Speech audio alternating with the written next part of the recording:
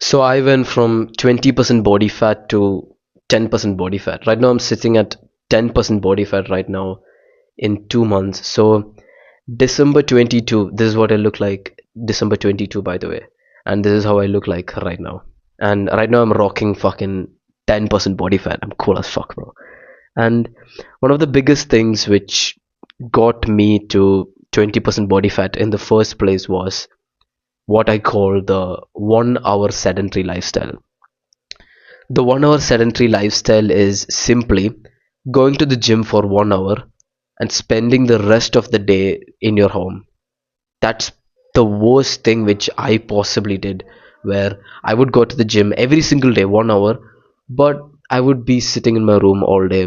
And the change that I've bought is walking anywhere from 10,000 to 20,000 steps every single day. No matter how tired I am, maybe you can hear I have some cold or something. I still walk 10,000 steps a day. 10,000 steps a day is my baseline. And then anywhere from 10,000 to 20,000 steps. And I love walking. I walk either with an audiobook playing in the background, or I would just walk with myself. And I gotta say, walking with myself is possibly the best mental health practice which I've done in my entire life. It completely fixes your dopamine receptors and everything. Just walk with yourself, sit with yourself, stare at the wall for 10, 20 minutes every day. I stare at the wall for 10 something minutes every day, and I'm so fucking happy to be with myself. I think about some goofy thoughts, or I think about how I can change people's lives. I just look at the wall and I sit there, bro. It's so fun. So I was 20% body fat and I went down to 15% body fat. And I was not satisfied for shit. Everyone's dream is to get to 15% body fat, and I wasn't satisfied. And one of the biggest reasons were when I was 17, I was already 9% body fat. And my face was like structured and everything. And when I go to 20%, I'm so uncomfortable, and I just wanted to go back to 9%, and right now I'm sitting at 10% body fat. Now one more percent to go. I will reach 9% body fat 1 month from now. Every month you can lose around 2% body fat. And I got to say, the self image of me was always 9% body fat. I cannot live when I'm on 20% body fat. I'm just so uncomfortable when I'm 20% body fat, 15% body fat, even 12% body fat. I cannot sit with myself. There is something called a coal line, where if you are in a very shitty place, how fast will you run through the coal line to be in a very comfortable position? For business people, it would be such as, let's say the millionaire is making 2 million a month, and he suddenly starts making some $500,000 a month. It's like low for him. He would do anything to get back to 2 million, 2.5 million a month. That's his core line. The question is, how fast did I want to get to 10% body fat? And for me, the answer was so simple. I just had to turn my brain off and I just had to fucking crush through it, bro. I had to go from 20% to 10% in some 2 3 months, and this is how I look like right now. The first 30 days, what did I do in the first 30 days to get leaner? Answer is so simple. I mainly did these three things. The first is to walk 10,000 steps a day. Second is to train 1 to 2 aesthetic muscle groups. And third is to do something fun every single day. This is a small framework which I started in the first 30 days to get that initial blow through, to get that initial loss of body fat percent. And there is this thing going around which is very common to hear, which I've heard a lot. It's calories in versus calories out. It's actually very real. So what I do is quite simple. My diet and my training routine and everything regarding calories in, calories out. And by the way, if when I walk 10,000 steps a day, I burn some 400 to 500 calories every single day, absolutely for free. I wake up, I fast for the first 5 hours of the day. I will do some deep work stuff like this, like recording videos and stuff. I start scripting. I start doing some university work. Right now, I got to do my university work after doing this video. And after 5 hours, I break my fast with one apple. Then I wait again another 3 to 4 hours. Then I break the fast again with another apple. Then I sleep, I nap for a bit. That time my hunger is very low actually. And during this fasting period, I usually consume water and coffee. Coffee is a good hunger suppressant actually.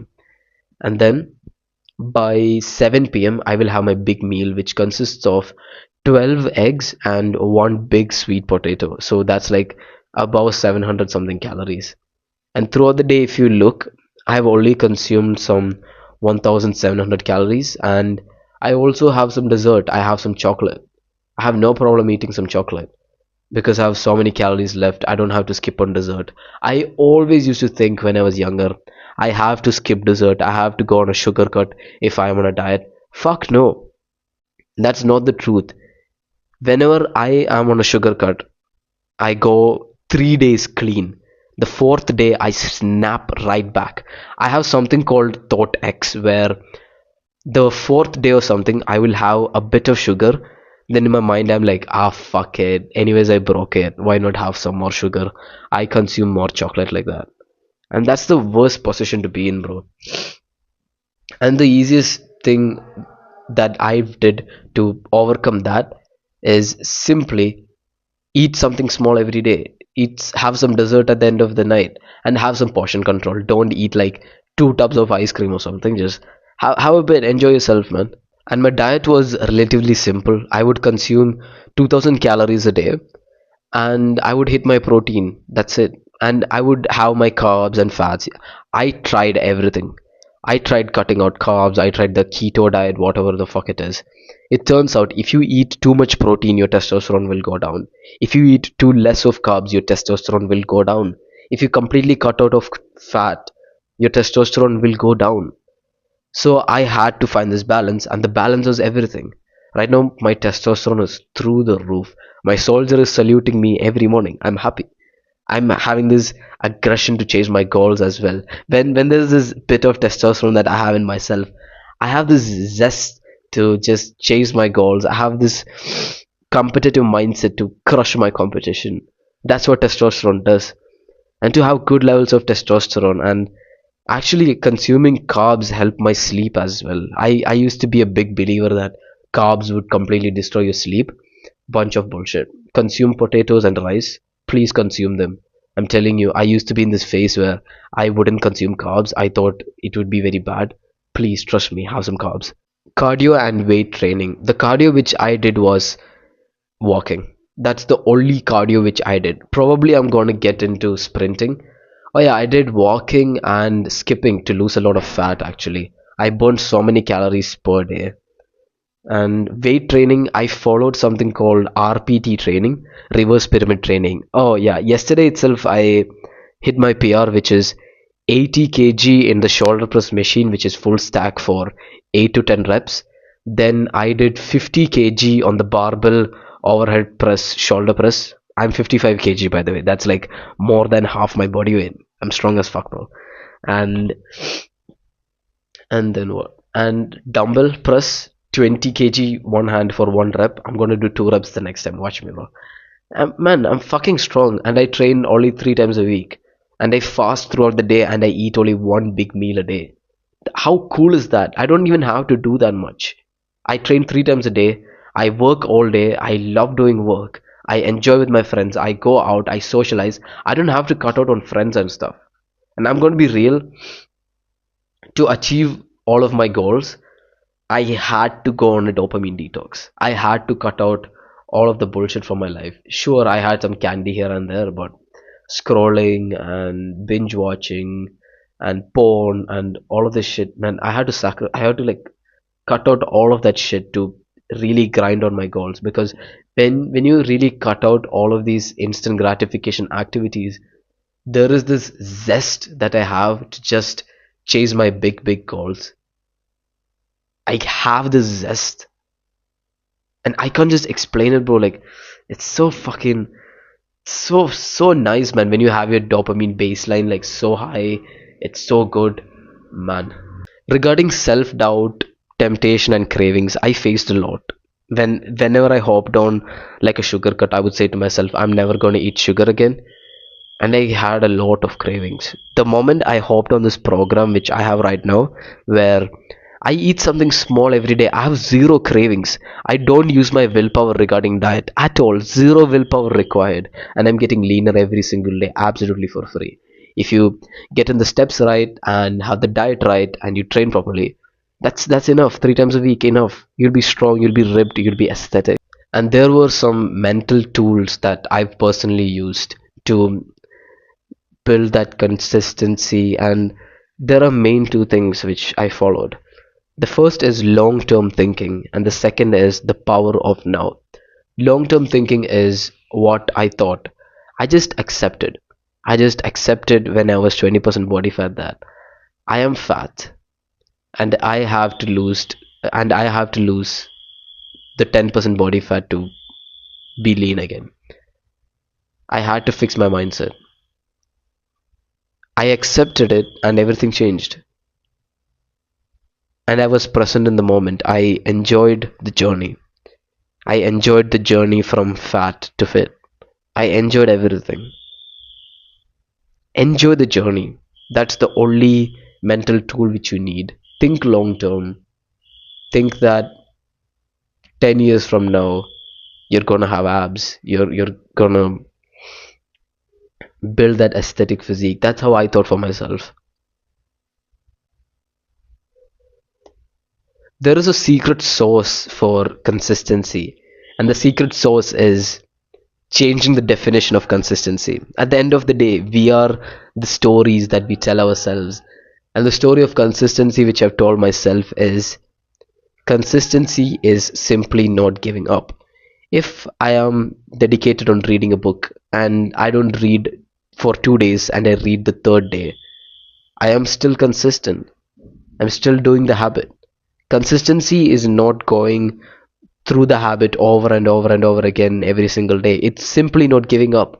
I said that story to myself and I'm fucking lean now. And of course, there was social pressure. I remember during my university holidays, I went to my hometown to live with my parents, and I gave my mom a big hug. And my mom, she held on to the lower body fat which I had, and it hurt like anything.